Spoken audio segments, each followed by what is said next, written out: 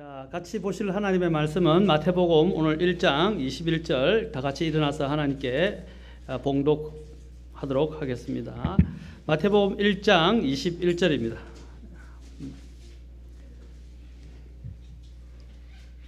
자, 마태복음 1장 21절 다 찾으신 줄 알고 함께 봉독하겠습니다.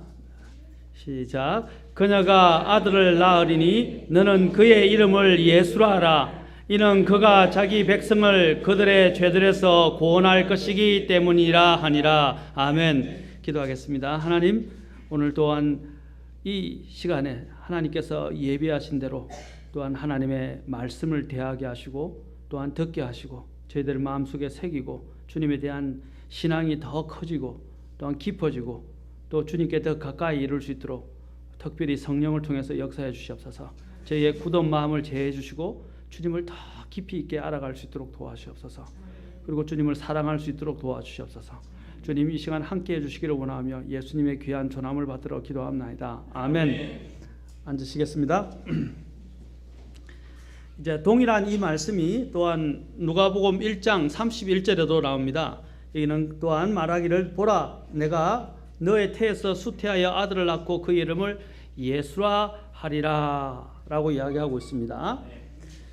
자, 저는 오늘 이제부터 시작해서 예수님의 이름들에 대해서 알아보는데 제일 먼저 우리가 많이 부르고 있는 이 예수님에 대해서 좀 더 심도 있게 알아볼 것입니다. 여러분이 머리로 알고 있고 그냥 들어왔던 그런 예수님 정도가 아니라 정말 성경이 왜 예수라고 말하는지 그 예수의 그 이름의 깊이와 또한 하나님께서 말씀하시는 그 계시들을 우리가 또한 밝히 고찰하고 또한 하나님 앞에 더 가까이 이룰 수 있는 그런 계기가 되었으면 좋겠습니다. 우리가 주님의 이름들을 고찰하고 더 잘 이해해야 하는 이유는 주님이 가지신 모든 이름들 안에는 주님께서 자신에 대해서 우리에게 계시해 주시고 또한 우리에게 또 주시고자 하는 그 축복들이 담겨 있습니다.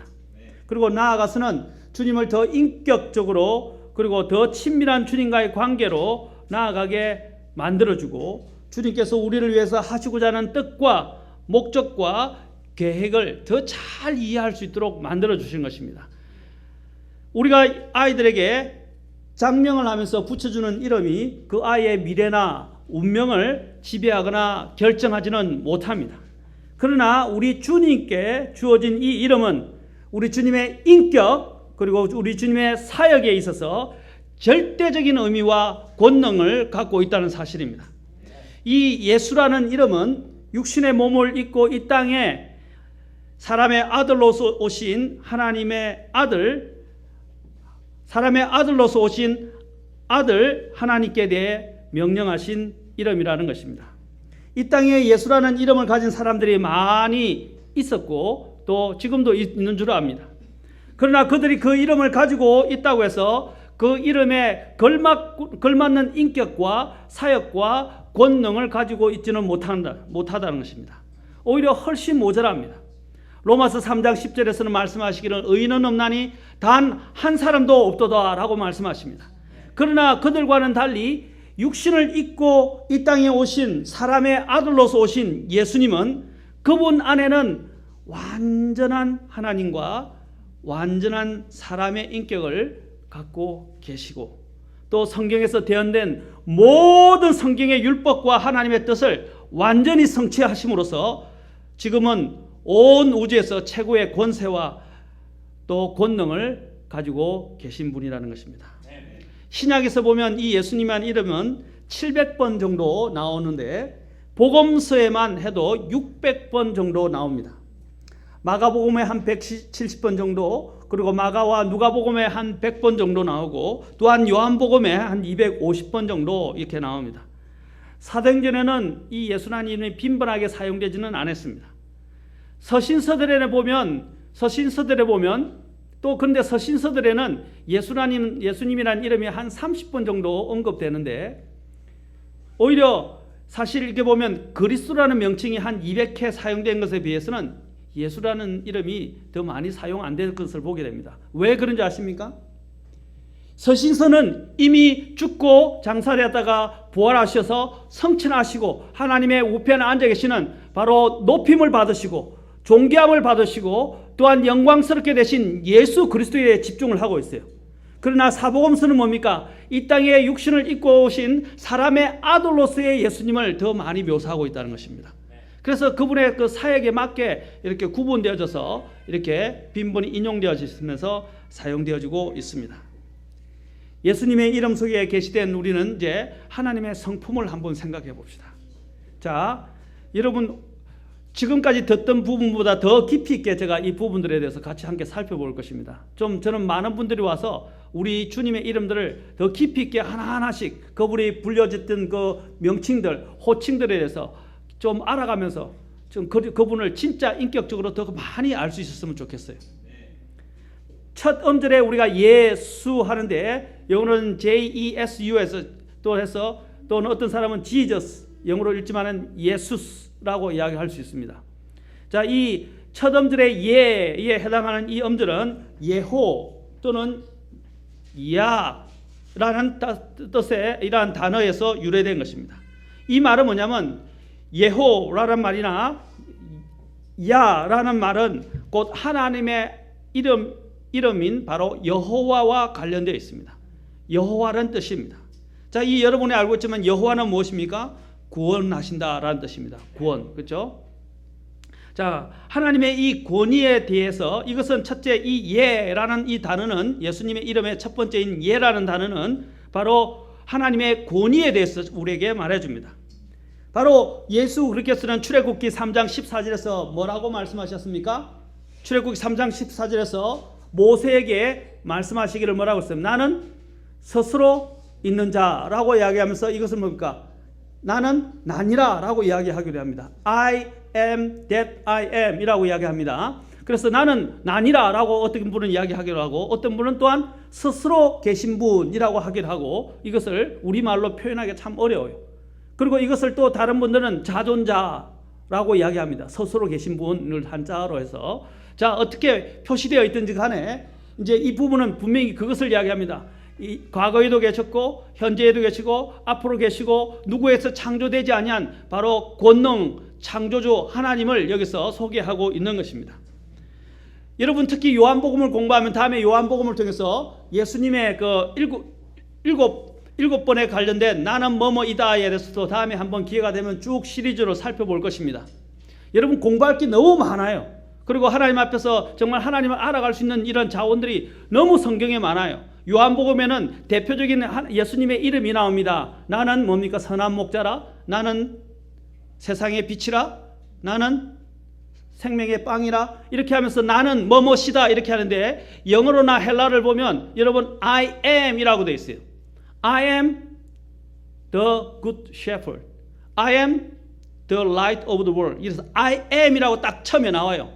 여러분 이 말이 여러분들 볼 때는 우리 한국말로 볼 때는 나는 뭐뭐이다 이렇게 하니까 이 감이 안 오죠. 여러분 I am 이라고 영어로 이야기했을 때나 헬라어로 이야기했을 때 그것은 뭐냐? 출애굽 히브리어도 마찬가지입니다. 이 말은 뭘 말하느냐면요. 하나님의 이름을 이야기하는 거예요. 예수님이 그때 이야기할 때는 그때 있던 유대인들과 그 당시에 있던 사람들에게 뭘 계시냐면 내가 누구인가를 말씀하시는 거예요. 그냥 선한 목자 그것만을 이야기하는 게 아니라 그 선한 목자가 어떤 분이냐면 I am 곧 자존자 하나님이라는 것을 계시해 주신 겁니다. 굉장히 놀라운 이름이죠. 지금 여기서 얘기한 예라는 이 여호와와 관련된 이 이름은 뭘 말하냐면 출애굽기 3장 14절에서 말하는 바로 자존자 스스로 계신 분을 지금 계시하고 계신 거예요. 이 이름 안에 그 계시가 들어있다 이 말입니다. 그 예수님의 이 이름 안에는 이런 놀라운 것들이 여호와 곧 자존자 이런 부분들이 그 안에 다 담겨 있다 이 말입니다. 두 번째로는 또한 하나님의 그 예수님의 하나님의 영원하신 신성과 또 그분의 신실하신 언약 관계 그리고 그분의 강력한 권능 그리고 그분의 친절하신 사랑이 이 이름 안에 예라는 속에 다 들어있다는 것입니다. 영원하신 신성이 그 안에 들어있다 이 말입니다. 사람은 죽습니다. 그렇죠? 그러나 하나님은 죽지 않습니다. 영원히 살아계신다 이 말입니다. 그러한 신성의 권능이 또한 이 예라는 단어에 예수님의 이름의 앞자에 음절에 담겨 있다는 것입니다. 구약의 여호와 속에서 나타난 그 모든 성품이 바로 하늘로부터 오신 바로 예수님 그분 안에 분명하게 나타나 있다는 것을 보여주는 것입니다. 두 번째로 저는 예수님의 이름 수에 대해서 알아보겠습니다. 또 수스라고 했는데 수. 이 두 번째 음절의 수스는 이 음절은 다시 말하면 오세야 히브리어로 또는 호세야 또는 호샤야라는 이러한 단어로 같이 연결되어 있는 단어입니다.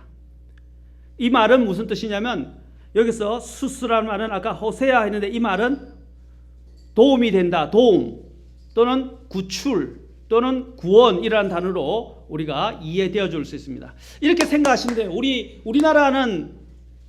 우리나라는 표음 문자죠. 표음 맞습니까? 제 발음이 좀 이상하더라도 좀 이해하세요. 음이 아니고 음입니다. 표음 문자입니다. 예. 표음 문자는 뭡니까? 소리를 따서 만들었어요. 그런데 한자는 어때요? 표의 문자죠. 그렇죠? 표의. 그렇죠? 그 안에는 뜻이 포함되어 있어요. 상형 문자 안에는 다 뜻이 다 들어 있어요. 그래서 우리가 소리로 만들어졌기 때문에 이 뜻과 의미를 위해서는 한자를 빌려올 수밖에 없었어요.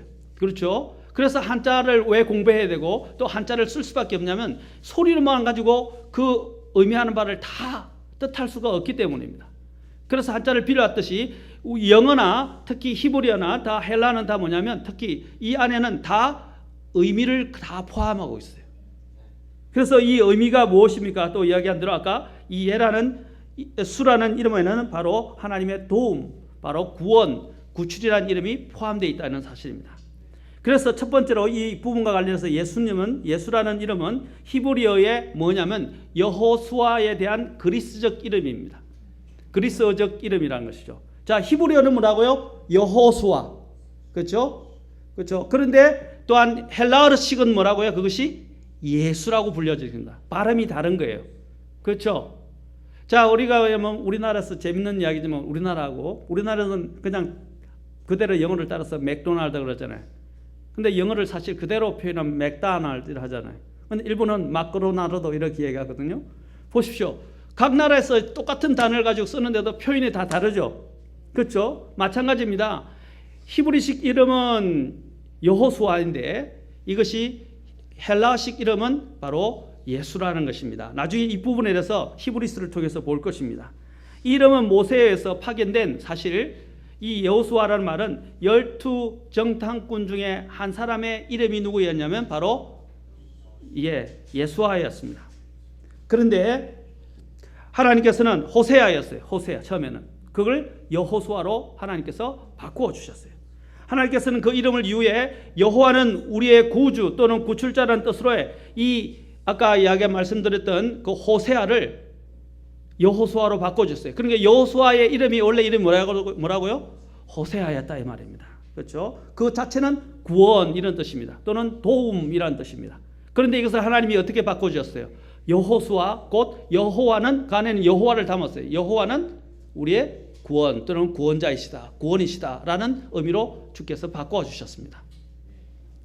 이제 세 번째로 또 우리는 이 두 번째 음절의 수라는 이 음절의 이름을 통해서 하나님의 용서와 하나님의 화평과 또한 죄와 지옥으로부터의 구원을 우리는 확신할 수 있게 된 것입니다. 아멘. 이 이름 안에 하나님은 구원하신다. 이 속에 무엇입니까? 우리의 죄들을 용서해 주시고 하나님과 우리가 원수되었다고 화평을 누리게 하시고 그렇죠? 또한 우리가 죽어서 마땅한 가야 될 그 지옥과 그 멸망으로부터 우리를 구원해 주셨다는 의미가 이 안에 다 담겨 있는 거예요. 얼마나 이 이름 아름다운 이름입니까? 그렇죠? 또 우리에게 소망을 주는 이름입니까? 바로 이러한 부분들이 예와 수스란다는 속에 이름 속에 들어있다는 사실입니다. 자, 우리가 영어로 표현하는 것보다 우리말이 히브리어에 더 가까워요. 그렇죠? 그렇죠? 데이비드란 말보다는 원래는 다비드라고 할 수 있어요. 그렇죠? 다윗 이 말이 다윗하고 비슷하죠. 히브리하고 이름이 더 가까워요. 그리고 예수도 마찬가지예요. 그렇죠? 지저스라는 말보다는 오히려 뭡니까? 예수란 말이 더 히브리어에 더 가깝습니다. 자, 그러면 이 예수님의 이름이 우리에게 주는 계시적 의미에 대해서 우리가 좀 더 살펴봅시다. 아까 예수님의 이제 그 이름의 정의들에 대해서 정의와 그 뜻하는 바에 대해서 살폈는데, 이제는 이 계시적으로 함축하고 있는 의미들을 우리가 영적으로 한번 이렇게 적용하면서 살펴보도록 합시다. 첫째, 이 예수님의 이름은 하늘에서 오신 이름이라는 것입니다. 하늘에서 주어진 이름입니다. 하늘에서 주어진 이름을 가진 사람들이 여럿 있음을 우리는 성경에서 보게 됩니다. 대표적으로도 침례자 요한도 베프티스트라는 용어가 어디서 왔어요? 또 요한이라는 이름도 천사를 통해서 하나님께서 주셨죠. 예수님도 마찬가지입니다. 그러나 다른 점이 나중에 제가 다른 점에 대해서 말씀을 드리겠습니다. 첫째, 이 예수라는 이름은 마리아가 아기를 잉태하시기 전에 하나님께로부터 보내심을 받은 천사가 마리아에게 계시하여 알려준 이름이었습니다. 누가복음 아까 1장 30절에 보면 그 천사가 그녀에게 이르되 마리아야 두려워하지 말라 내가 하나님께 호의를 입었느니라. 누가복음 1장 31절에서 말하기를 보라 너가 너의 태에서 수태하여 아들을 낳고 그의 이름을 예수라 하라 라고 천사가 고지해 주었습니다. 고지하니까 또 캐톨릭 용어를 쓰는 것 같은데 꼭 캐톨릭 용어만 아닙니다. 그냥 한자예요. 알려주었습니다. 그리고 난 다음에 그 이름을 뭡니까? 그 이름은 또한 예수님의 양 아버지였던 요셉에게도 계시가 되었다는 것입니다. 마리아에게 계시될 뿐 아니라 요셉에게도 천사가 나타나서 하나님께서 말씀해 주시고 계시해 주셨습니다. 의로운 사람이었던 요셉은 자기와 정혼했던 마리아가 자기와 관계없이 인신한 것을 알고서 그녀가 이 간음죄를 범했거나 죄를 범했다고 생각해서 그녀와 조용히 모든 것을 전련하고자 했었으나 하나님께서는 그에게도 나타나서 그분의 천사를 통해 그에게 이렇게 말씀해 주셨습니다. 그가 그 일들을 생각할 때 보라 주의 천사가 꿈에 그에게 나타나 이르되 너 다윗의 자손 요셉아 너의 아내 마리아 취하는 것을 두려워하지 말라. 그녀 안에 수태된 것은 성령님으로 말미암았느니라. 그녀가 아들을 낳으리니 너는 그의 이름을 예수라 하라. 이는 그가 자기 백성을 그들의 죄에서 구원할 것이기 때문이니라 라고 마태복음 1장 20절에서 또 21절까지 이렇게 말씀하고 있습니다. 이 성경에 보면 주 하나님의 계시에 의해 이름을 부여받은 사람들이 있는데, 그러나 예수님은 중요한 몇 가지 차이가 이들과 있다는 것입니다. 그냥 다 하늘에서 부여받았어요. 그렇죠? 아까 요한 같은 경우도 그렇고 심지어는 구약에 있었던 아브라함도 아브라함이라고 부여받았고 그렇죠? 다 이런 이름들을 가진 사람들이 있었어요. 그러나 예수님도 동일하게 하나님께서 부여받았지만 그들과 무슨 차이가 있냐는 것입니다.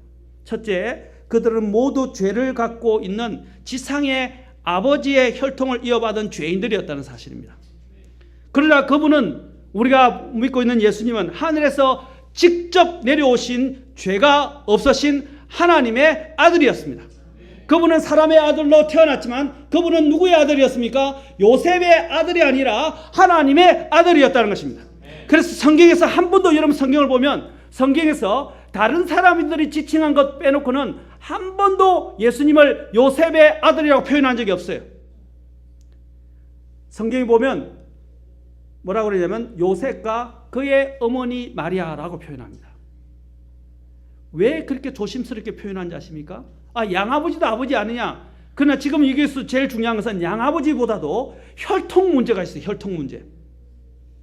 이 혈통 문제는 결코 간과해서는 안 되는 문제입니다. 만약에 예수님을 요셉과 관련시키면 예수님이 죄인이 되어버려요. 그러면 우리는 이 죄를 구속하실 수가 없게 됩니다. 이것은 대단히 중요한. 그러나 NIV나 개역 성경은 어떻게 했어요? 예수님의 부모라고 해버렸어요. 그러나 킹제임스 성경 보면 그렇게 만들어야죠. 요셉과 그의 어머니 마리아라고 표현되어 있어요. 킹제임스 성경이 이런 데 있어서는 굉장히 뛰어난 것이죠. 왜 우리가 킹제임스 성경을 봐야 하는지 아십니까? 예수님의 신성을 한 번도 욕되게 한 적이 없어요. 그러나 NIV나 개역 성경을 보면 이런 부분들이 막 돼 있어요. 대단히 중요한 문제입니다. 특히 여러분 보면 처녀가, 특히 NIV나 다른 성경을 보면 처녀가 잉태하여 아들을 낳으리라 되어 있는데 구약에 보면 이사야서 7장에 보면 그것을 처녀가 아니라 그냥 여자로 바꿔버렸어요. 그 여자가 어떤 여자예요? 결혼한 여자일 수도 있고, 결혼하기 전에 또한 가늠한 여자일 수도 있고, 수처녀라고 이야기한 적이 없어요. 그 단어 속에는. 그러나 성경은 뭐라고 그랬어요? virgin. 바로 처녀라고 분명히 이야기하고 있다 이 말입니다. 근데 그 처녀라는 단어를 뭐로 바꿔버렸어요? 여자로 바꿔버렸어요. 어떤 종류의 여자 말입니까? 그래서 예수님의 신성을 욕되게 하고 있다 이 말입니다. 이것들이 아무것도 아닌 문제가 아니에요. 대단히 중요한 문제예요. 신학적으로도 그렇고 교리적으로도 그렇고 얼마나 중요한 문제인지 몰라요. 예수님의 신성이 격화되거나 문제가 생기면 우리의 구원에 문제가 생기는 거예요. 그래서 성경에서 분명히 말하기를 이 예수님의 이러한 부분은 이 이름은 다른 사람과 차이가 있는 것은 바로 모두 다 죄를 갖고 있는 지상의 아버지의 혈통을 이어받은 죄인들에 불과하지만 예수님은 죄 없으신 하나님의 아들로서 오셨다는 사실입니다. 두 번째로 그들은 태어날 때 이 세상에 태어나는 모든 아기들과 마찬가지로 그들의 탄생 전에 결코 존재한 적이 없었어요. 그렇죠? 우리는 이 지상에서 태어나면서부터 존재하기 시작했죠. 맞습니까? 물론 태에서부터 임신할 때부터 이제 사실 생명이 존재하기 시작한 거예요. 우리는 그 이전에는 있지도 않았어요. 이제 막 시작한 거예요. 그러나 예수님께서는 이 세상에 오셨을 때 그분은 이미 영원 전부터 계셨다는 사실입니다. 그래서 성경에서는 그분을 영원하신 아들이라고 표현합니다. 그분은 우리가 볼 때는 이해가 안 가죠. 어떻게 이 땅에 계신데 그 전부터 있었다고 하느냐. 하나님은 이전부터 하나님의 아들로서 계셨어요. 그런데 그분이 육신을 입고 이 땅에 오셔서 우리에게 나타나신 바 되신 거예요. 그러니까 선제하신 거죠. 그래서 예수님이 뭐라고 말씀하셨습니까? 여러분 요한복음을 보면 하나님의 이 아들로서의 신성을 너무나도 잘 기록해요. 그래서 제가 요한복음을 다음에 되면 쭉 공부하려고 그래요. 특히 I am과 관련되어 있어요. 예수님께서 뭐라고 말씀하셨어요? 그 자신을 비난하는 자들에게 뭐라고 했어요? Before Abraham was I am 이라고 하셨어요. 무슨 뜻이냐면 자 아브라함이 있기 전에 있었기 전에 과거형입니다. was 아브라함이 있기 전에 뭐라고 했어요? 나는 I am. 그 전부터 이미 계속해서 영원히 존재해왔다라고 말씀하십니다. I am이 뭡니까? 이 말은 과거에도 있었고 현재에도 있고 미래에도 있을 것을 이야기하는 거예요. 여러분 이 I am이라는 단어는 그냥 보통의 단어가 아니에요. 우리 한국말로는 참 이해하기가 어려운 단어입니다. 그러나 그것은 단어뿐 아니라 이것은 하나님의 이름이에요. 그래서 예수님이 말씀하시기를 나는 아브라함이 있기 전부터 나는 있느니라 라고 되어 있는 거예요. 영원 전부터 영원까지 계시는 분이라는 것입니다. 놀랍지 않습니까? 주님이 그 말씀을 하실 때 그냥 막 말한 게 아니에요. 말 한마디 한마디마다 생명이 있고 말 한마디 한마디가 그분이 누구신가를 밝히 드러내고 계시다는 것입니다. 굉장히 중요한 단어들입니다. 세 번째로 그러므로 그분만이 사람들을 그들의 죄에서 구원할 수 있는 유일한 분이시기 때문에 하늘에 계신 아버지께서 그의 이름을 지으시는 것이 마땅한 것입니다. 자, 세 가지를 제가 말씀드렸죠. 그들 그냥 하나님으로부터 이름을 부여받았던 다른 사람들과 왜 예수님은 다르냐? 첫째는 뭐라고 그랬습니까? 혈통. 그렇죠? 혈통이 다르다. 두 번째는 뭐가 다르다 그랬어요? 영원성에 있어서 다르다. 그렇죠? 그렇죠? 선제성에 대해서 말씀드려요. 영혼과 관련된 선제성에 대해서 말씀드려요. 이미 선제라는 말은 이미 이전부터 계셨다 이 말입니다. 그렇죠? 세 번째는 뭡니까? 구원성에 있어서 다르다 이 말입니다. 다른 사람들은 우리를 구원할 수 없지만 예수님은 우리를 구원하실 수 있는 유일한 분이시다 이 말입니다. 아멘? 이런 면에서 볼 때 얼마나 많은 차이가 있어요. 그래서 우리는 예수님을 믿는 것이 보통이 아닌 것입니다. 그렇죠? 그래서 사도행전 4장 12절에는 다른 사람 안에는 구원이 없나니 하늘 아래서 우리를 구원할 다른 이름을 사람들 가운데 주지 아니하셨느니라. 아멘? 두 번째로 이 이름은 하늘에서 주어진 이름일 뿐 아니라 이 이름은 또한 위대한 이름입니다. 위대한 이름. 구약에서 여호수아라고 불리는 두 사람이 있었어요.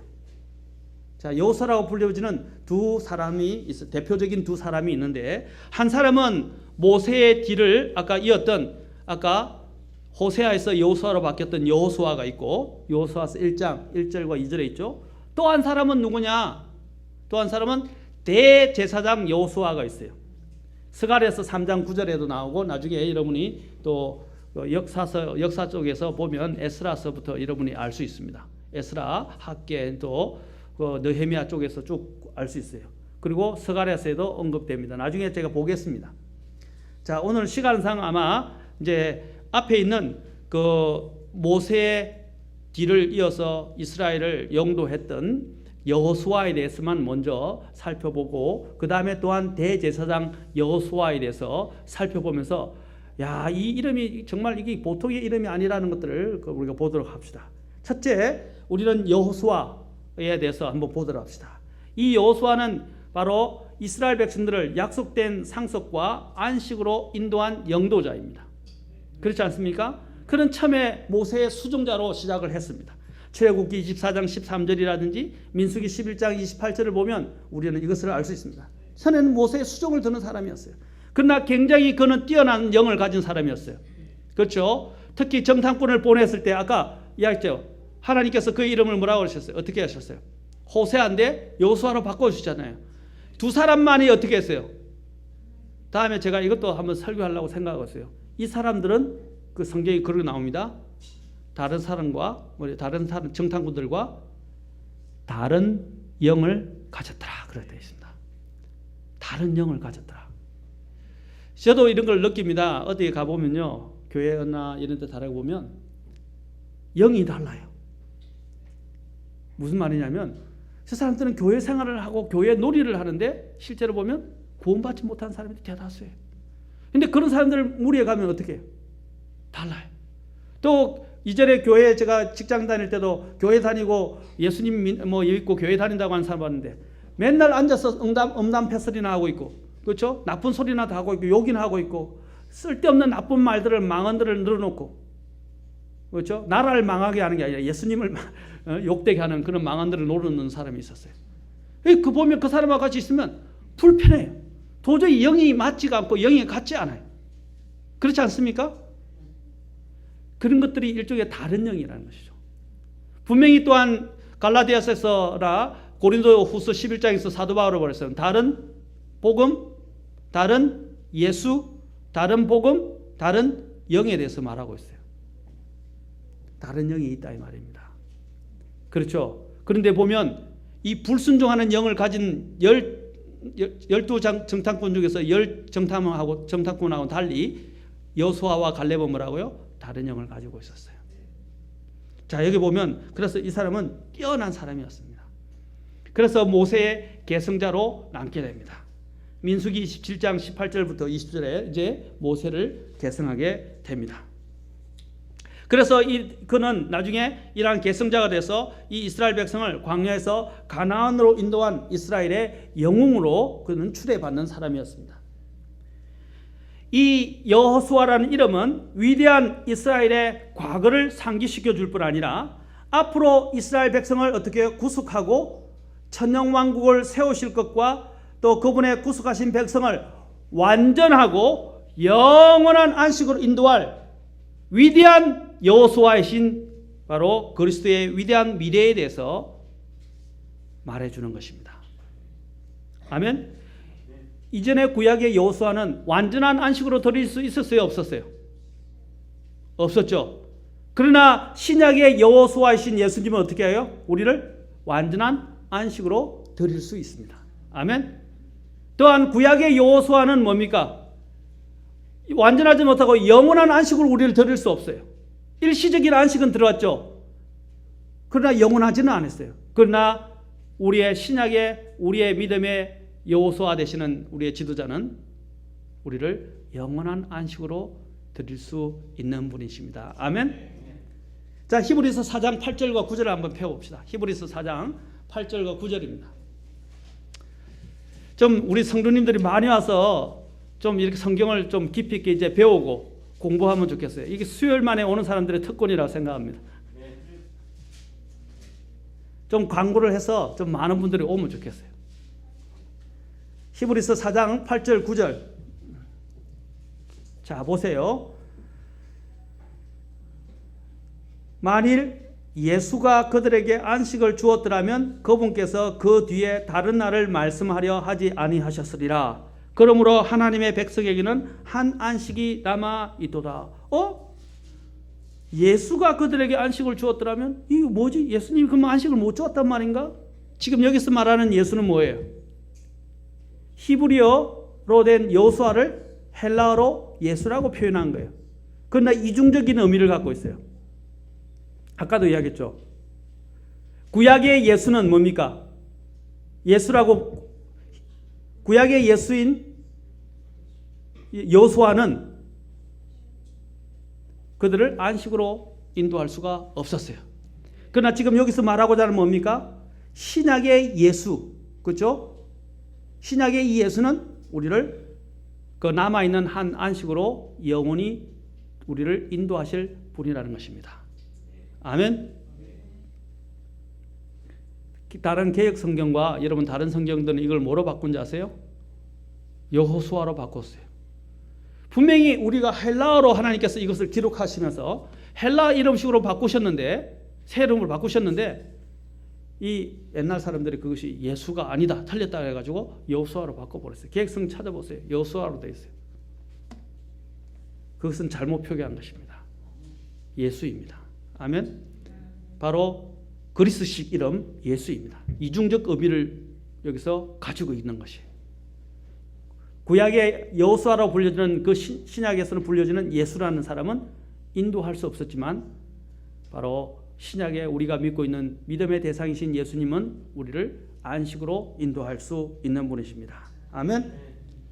모세가 이스라엘 백성을 약속의 땅으로 데리고 들어가지 못하고 모세의 뒤를 이었던 여호수아가 어떻게 그들을 데리고 상속의 땅에 데리고 들어갔습니다.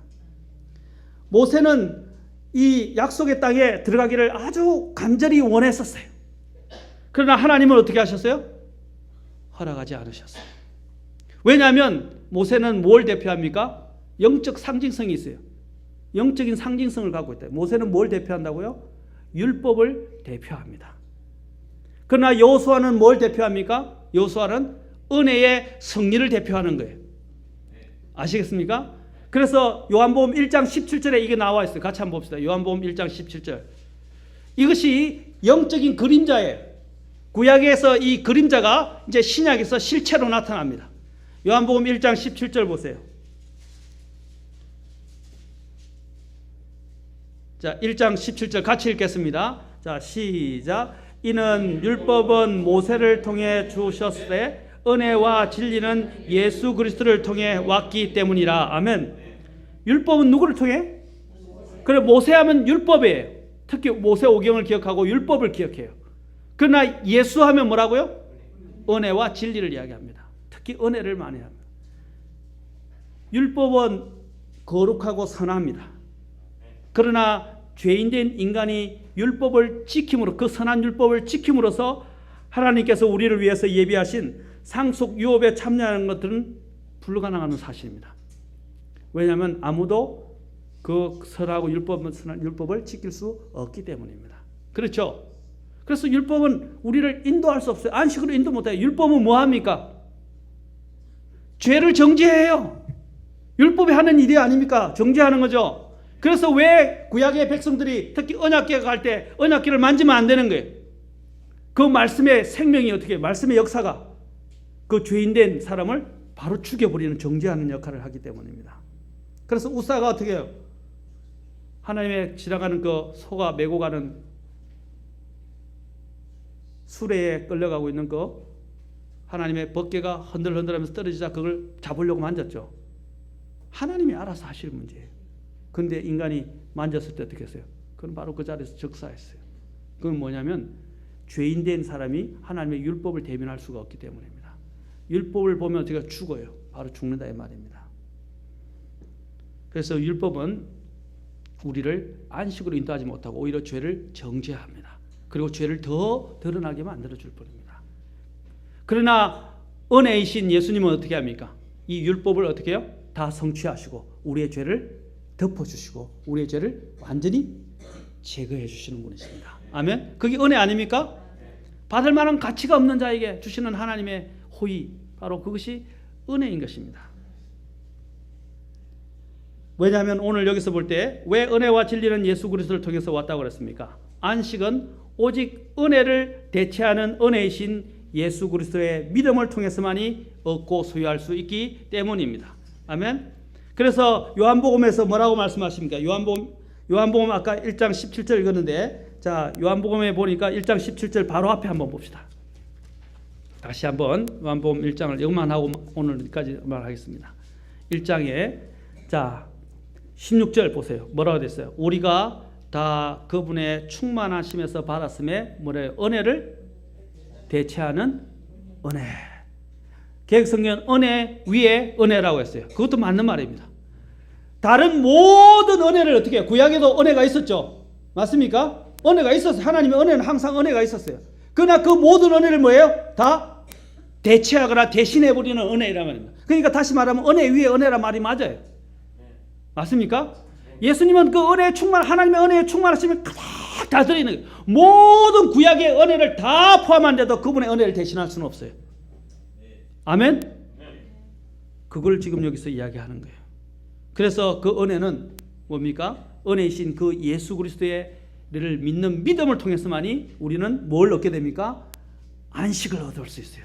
율법이 줄 수 없는 그 안식을 준다 이 말입니다. 아멘. 그래서 모세가 죽었어야 했어요. 모세는 율법을 상징하기 때문에 약속의 땅에 들어갈 수가 없는 거예요.